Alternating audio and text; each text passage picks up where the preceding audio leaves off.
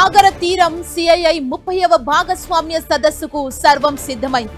సిఐఐతో కలిసి ఏపీ ప్రభుత్వం నిర్వహిస్తున్న ఈ సమ్మిట్ ఇవాళ రేపు 2 రోజులు జరగనుంది. ఇందుకోసం స్టీల్ సిటీ అందంగా ముస్తాబైంది. ప్రభుత్వం ఎంతో ప్రతిష్టాత్మకంగా నిర్వహిస్తున్న సదస్సులో పాల్గొనేందుకు దేశ విదేశాల ప్రతినిధులు నిన్ననే నగరానికి చేరుకున్నారు. నగరంలో ఎటు చూసినా భాగస్వామ్య సదస్సు కోలాహలం కనిపిస్తోంది.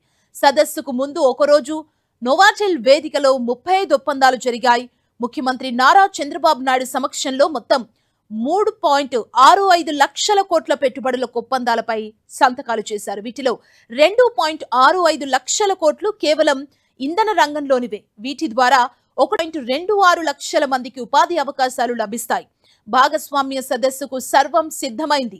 సిఐఐతో కలిసి ఏపీ ప్రభుత్వం నిర్వహిస్తున్న ఈ సమ్మిట్ ఇవాళ రేపు 2 రోజులు జరగనుంది. ఇందుకోసం స్టీల్ సిటీ అందంగా ముస్తాబైంది. ప్రభుత్వం ఎంతో ప్రతిష్టాత్మకంగా నిర్వహిస్తున్న సదస్సులో పాల్గొనేందుకు దేశ విదేశాల ప్రతినిధులు నిన్ననే నగరానికి చేరుకున్నారు.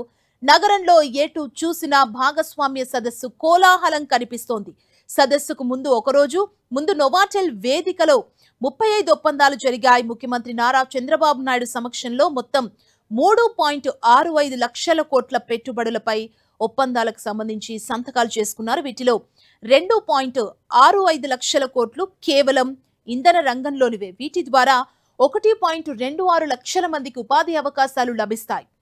2 రోజుల సదస్సు జరిగే ఏయూ ఇంజనీరింగ్ కళాశాల మైదానాన్ని సర్వాంగ సుందరంగా తీర్చిదిద్దారు. మొత్తం 8 హాళ్లను ఏర్పాటు చేశారు.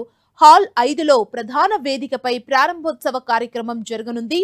సదస్సుకు సుమారు 2,500 మంది ప్రతినిధులు హాజరవుతారు. అతిథులకు 700 కార్లు వినియోగిస్తున్నారు.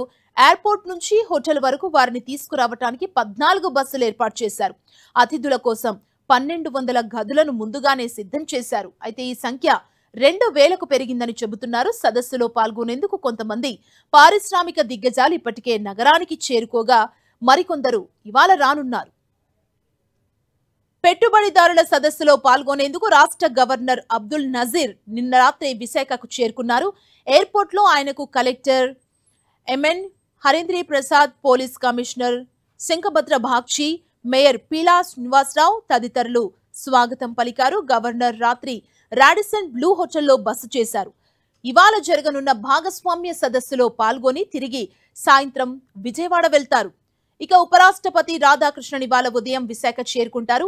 ప్రత్యేక విమానంలో ఢిల్లీ నుంచి ఉదయం 8:30 విశాఖ ఎయిర్పోర్ట్ కి చేరుకుంటారు. అక్కడి నుంచి ఏయూ ఇంజనీరింగ్ కళాశాల మైదానానికి వస్తారు. గవర్నర్ అబ్దుల్ నజీర్ ముఖ్యమంత్రి నారా చంద్రబాబు నాయుడుతో కలిసి అల్పాహార విందులో పాల్గొంటారు. అనంతరం 8.55 గంటలకు 30వ సిఐఐ భాగస్వామ్య సదస్సును ప్రారంభించి ప్రసంగిస్తారు. అనంతరం ఏయూ ఇంజనీరింగ్ కళాశాల మైదానం నుంచి ఉదయం 11:15 బయలుదేరి ఐఎన్ఎస్ డేగాకు చేరుకొని విమానంలో ఢిల్లీ వెళ్తారు.